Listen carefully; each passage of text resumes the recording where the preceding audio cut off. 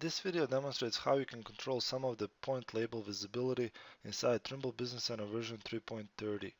Here we have a typical survey with a bunch of points and lines and symbols, and in the View Filter Manager you can see how you can control these point labels, turning them on or off.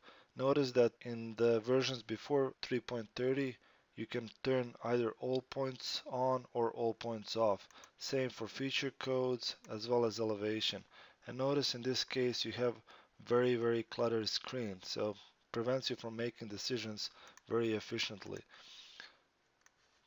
In order to improve that in version 3.30, you can select the points like this, and you can decide whether you want to show point label or not. So in this case, all the point labels are defined by the view filter. Here we can decide to turn them on or off. So in this case, we may decide to turn these point labels off. Notice that the other point labels are still on. Also, if you make again a selection, and we can now for these points choose to be on, as well as the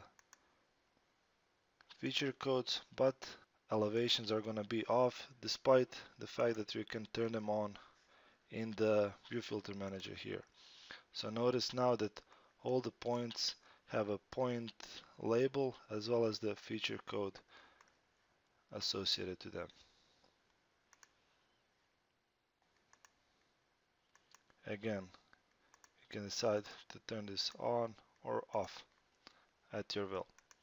That concludes the video on some of the new point label visibility controls inside Trimble Business Center version 3.30.